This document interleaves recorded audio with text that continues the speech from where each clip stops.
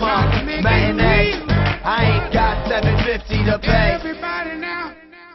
We got Jude Law and Forrest Whitaker. They play, was it Remy or Ramey? It's Fred and Barney. Yeah. They play Remy and Jake. Jude Law is Remy, Forrest Whitaker is Jake. And they are Repo Men. They're in a future where a corporation has perfected the technique of making artificial organs and limbs.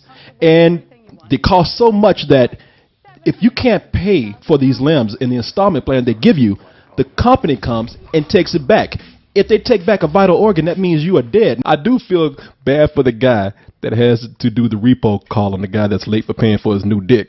Yeah. So I just show up and look at that dude, and I just be like, you know what? Take your time on that payment. So you got a stone, paper, scissors for that one. Right? But you probably also be like, look, let's be honest, you weren't using it, really. Yeah, go ahead and take it. Now, it just so happens that in an accident, Jude Law's character gets an artificial heart. And he starts to think, wow, you know what? Now that I got this in me, I kind of realized what I was doing was wrong. So he just says, can I quit? Of course, you don't just get up and quit the corporation when you owe them like $1 billion for this artificial heart they put in you. They don't mind you quitting as long as you pay. Who do you think Frank's going to send after me? Maybe me. Anybody that knows about Repo the Genetic Opera, they're thinking, wow, this movie just totally jacked that film. I bought this idea in an absurdist, culty, I really want to be Repo Man meets the Rocky Horror Picture Show sort of way. I do not buy it in a serious real-world environment. Exactly, and that's the biggest flaw with this film for me right out of the starting gate.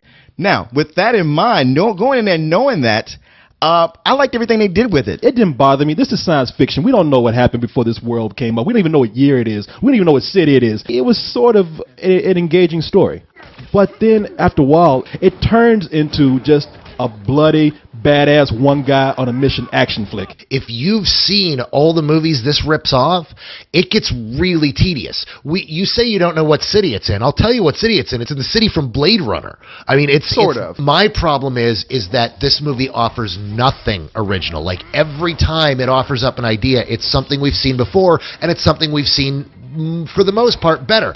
But I can say that I thought the movie was a lot of fun. It did a lot of things in spite of that to make it fun for me. You know, with these guys, they had some chemistry. Forrest Whitaker was great in the film. You know what? When I saw this trailer, I didn't know how these guys would get along. I was like, what, they're best friends in the movie? They got goddamn Barney Bear up here and Oliver Twist. I mean, you know. And I was like, you know something? Forrest Whitaker made me believe that they were friends. I mean, what do you think keeps a world like this together? It's not magic. It's not. It's rules. It's people abiding by the terms of the deals that they sign themselves. It's rules. You know what's more important than the rules, though? It's the enforcement of those rules. It's funny, too, because it's like, really? You going to send Forrest Whitaker after me? I mean, I know, that big motherfucker. I ain't finished paying for this hard yet. but it's also like, you got to have more guys working for you other than my best friend. The director has moments that are gorgeous. There's a whole shot that you see in the trailer where they go into this room that's filled with like all these people dressed in white, their black outfits running through it. It's like, wow, there's some neat stuff there. This guy can do better stuff. What I did not like, there's an ending here that at first seemed to make it up for me. I was like, okay, well, that explains everything. But then I thought, like, well, you're just trying to ease your way out of a bad second half of a film. They are unrepentant killers. We're supposed to suddenly feel sorry for Jude Law because when he gets an organ, he doesn't want to do it anymore. He has a change of heart. F that guy. You're asking me to believe this in a fictional setting, to go with this character. Why should I? I got better things to do. You said in a movie. Of course you're going to go.